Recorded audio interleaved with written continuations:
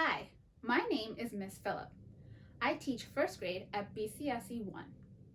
Today I'm going to read the story Frederick by Leo Lionni. I chose this book because this book is all about hope. Let's see how the main character, Frederick, shows hope to his fellow mice friends. Frederick.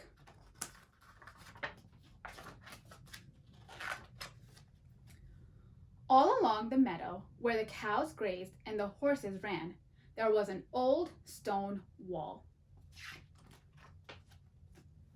In that wall, not far from the barn and the granary, a chatty family of field mice had their home. But the farmers had moved away. The barn was abandoned, and the granary stood empty. And since winter was not far off, the little mice began to gather corn and nuts and wheat and straw.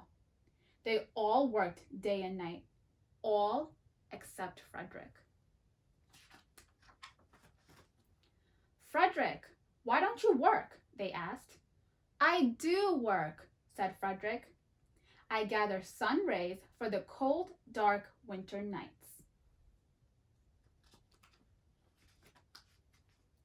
And when they saw Frederick sitting there, staring at the meadow, they said, "And now, Frederick?" "I gather colors," answered Frederick simply, "for winter is gray." And once Frederick seemed half asleep, "Are you dreaming, Frederick?" they asked reproachfully. But Frederick said, "Oh no, I'm gathering words, for the winter days are long and many, and we'll run out of things to say."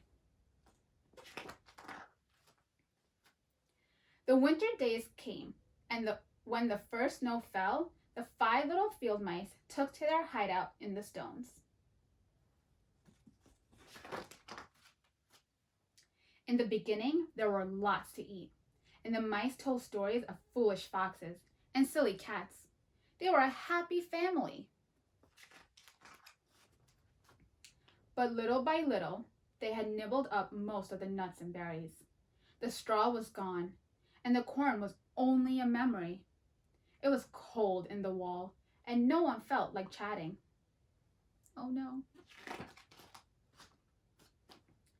Then they remembered what Frederick had said about sun rays and colors and words.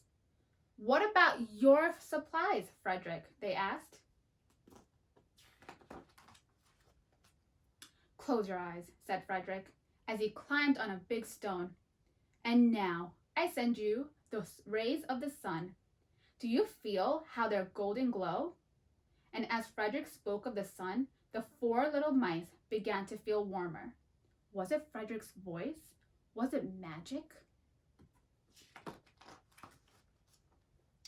"And how about the colors, Frederick?" they asked anxiously. "Close your eyes again," Frederick said. And when he told them of the blue periwinkles, the red poppies in the yellow wheat, and the green leaves of the berry bush, they saw the colors as clearly as if they had painted it in their mind. "And the words, Frederick?"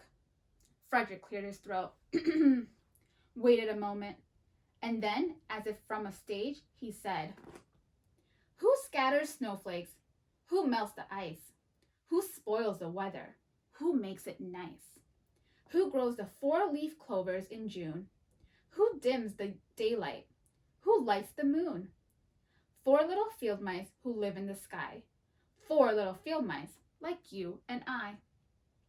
One is the spring mouse who turns on the showers. Then comes the summer who paints in the flowers.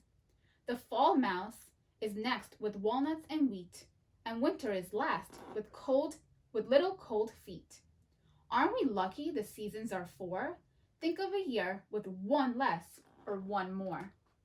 When Frederick had finished, they all applauded. "But Frederick," they said, "you are a poet." Frederick blushed, took a bow, and said shyly, "I know it." The end. I hope you enjoyed this book.